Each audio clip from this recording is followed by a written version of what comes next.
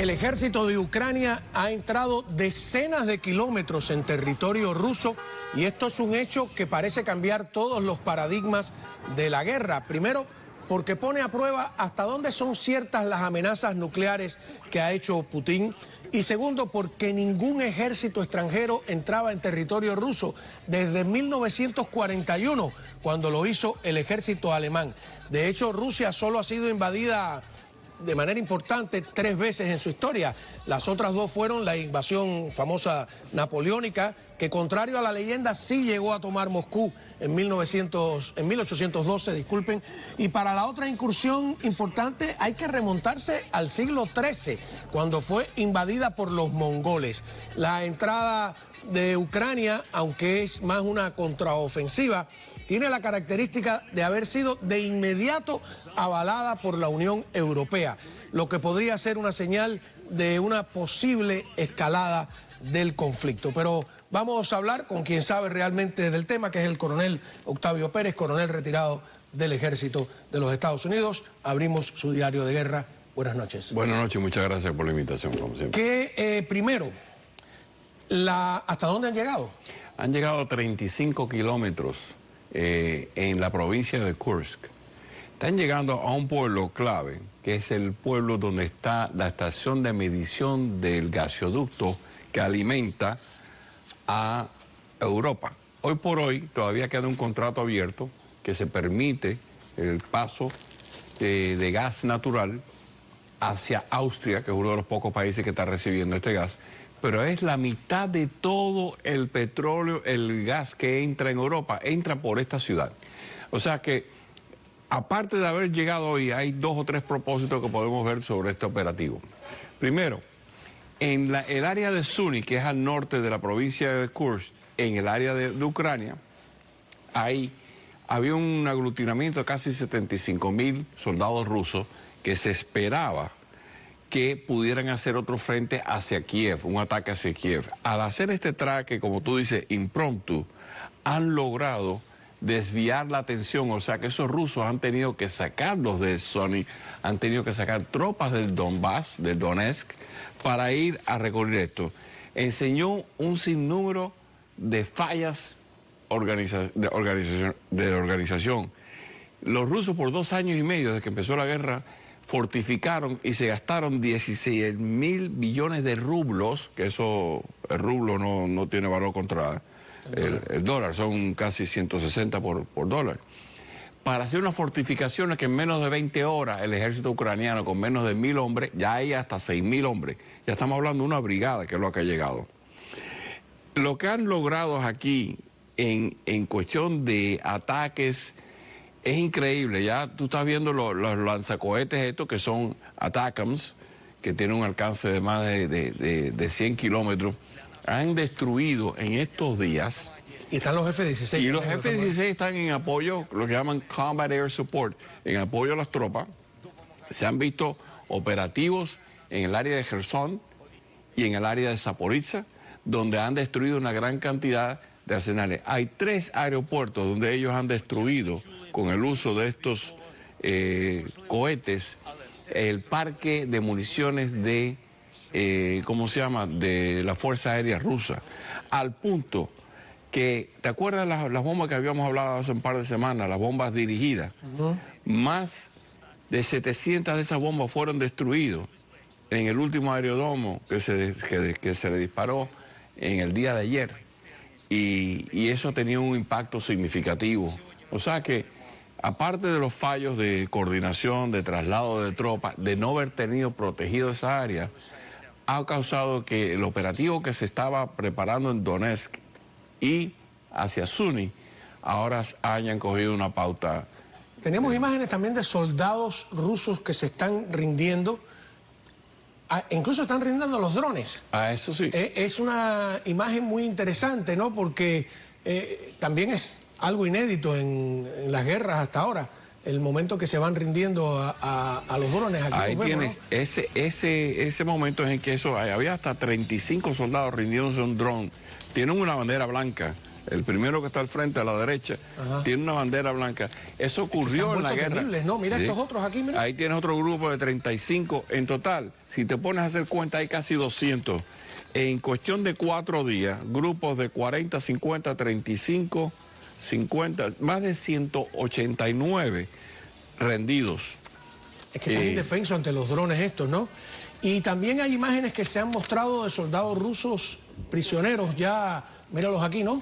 Sí, y se nota la diferencia con el traslado, dándole munición. O sea, que no hay la tortura que hemos visto cuando se ha hecho un intercambio de prisioneros de guerra. Tú ves evidente la tortura que le hacen los rusos a los soldados ucranianos. Y esto inmediatamente, ese es el tape azul que se ponen ellos para identificarse, lo están poniendo porque no tienen forma de atarlo, y les dan comida, los tratan y los llevan hacia la retaguardia, o sea que no los dejan en peligro como hacen los rusos muchas veces en lugares en el campo. Y le han hundido ya 4 submarinos, le hundieron el cuarto, ¿no? Sí, y este es significativo porque mira, estos submarinos disparan el misil Caliber. El misil Caliber, que es un misil crucero, es el que estaba atacando la ciudad de Odessa, que es donde estaba la marina de guerra, lo que quedaba de la marina de guerra, y está atacando ciudades en objetivos civiles. O sea que ese es el impacto doble. Ya la base de Sebastopol, porque fue hundido en la base de Sebastopol, se ha rendido inútil. Vamos a una pausa. Cuando regresemos, yo decía que si se han cambiado los paradigmas, y quiero justificar por qué estoy diciendo la frase, porque hasta ahora lo que decía Putin es, si entran en mi territorio, tengo una respuesta atómica. Claramente lo repitieron, Han entrado en su territorio y la pregunta es, ¿se atreverá a dar una respuesta atómica y a pagar el precio que me imagino eso tendría? Vamos a analizarlo a la vuelta, pero antes Bueno, continuamos analizando este hecho de que las tropas de Ucrania han entrado en territorio ruso, y que es algo que no ocurre desde 1941. Rusia respondió atacando objetivos civiles, un mercado. Tenemos las imágenes del desastre de este mercado. Pero, y aquí va la pregunta que habíamos dejado pendiente para el coronel Octavio Pérez,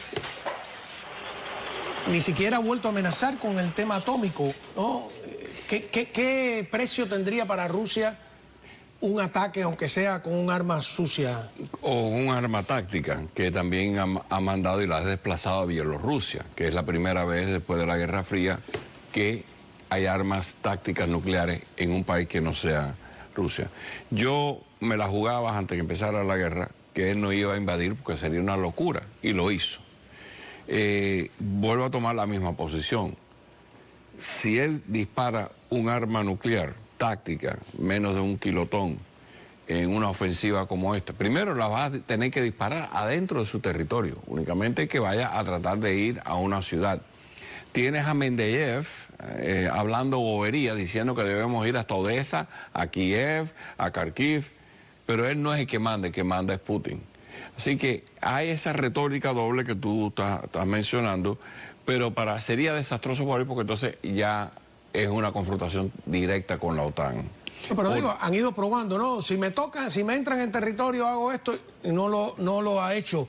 Eso es por una parte. Por la otra, parece la moral no estar muy alta, ¿no? Si tú ves estas grandes cantidades de soldados rindiéndose, también hoy se le dio la subestación eléctrica de la planta nuclear de Kursk, en la misma provincia. O sea, él está lidiando con una gran cantidad de problemas internos ahora. Y muchos críticos, habían analistas de la BBC y de Reuters diciendo, ¿hará esto algún impacto en el pueblo? No, porque él controla los medios. Al punto que uno de los videos que estábamos enseñando de la cantidad de camiones destruidos, el señor de 48 años que lo posteó en Telegram, que es una de las plataformas más usadas en esa parte de Europa, lo arrestaron, el FSB lo arrestó. Ese video que estás poniendo ahí, que enseña, lo posteó él en sus redes sociales, y en menos de 4 horas lo arrestaron. Pero eso se hizo viral. ¿Un propio ruso? Un propio ruso. O sea, que ellos controlan... ¿Eso es en territorio ruso? Eso es en territorio ruso. Esos son 16, 17 camiones que estaban llenos de soldados, y... Sí, por ahí hay uno que se ve lleno de muertos adentro. Exactamente, los muertos que estaban tratando de cargar y llevar para limpiar esa área. Pues ese individuo fue arrestado por la FCB, pero ya se había hecho viral el video. Ahora, se meten los ucranianos en territorio ruso que se supone que lo tenían prohibido y tú dices, bueno, la Unión Europea, Estados Unidos va a regañarles. Y eso es importante. La Unión Europea al otro día dijo, apoyamos. O sea, es un cambio, es un mensaje muy duro para Moscú.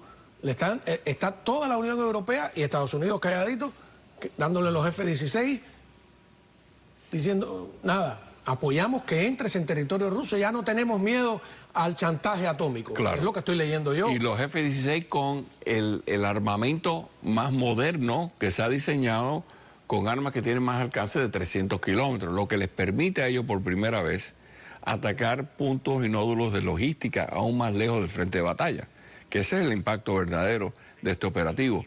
Mientras tú estés operando en un área, 30 kilómetros, 35 adentro, ya eso puede desplazar unidades HIMARS y unidades como los F-16 que disparan misiles que pueden ir más de 300 kilómetros. Porque eso es algo que habíamos discutido aquí antes, ¿no?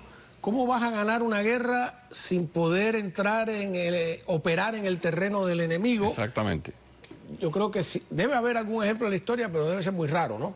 Que tú No es recuento, esto es sin precedentes, pero mira, hubo un ataque a una refinería casi en el Círculo Ártico, un par de drones que están mandando drones del tamaño de un Piper Cessna, de una avioneta esa que tú ves en el aeropuerto de Miami despegando todos los días. De ese tamaño llegaron 2.000 kilómetros a una refinería casi en el Círculo Ártico. Lo que le está diciendo es al pueblo ruso, el que ve esas avionetas llegar, oye, ¿cómo es posible? Lo que yo veo, porque una crítica, fíjate, yo he sido de los que ha apoyado desde el primer día que se le ayude a Ucrania, pero tengo que reconocer que no parecía haber una estrategia, sobre todo por parte de la OTAN.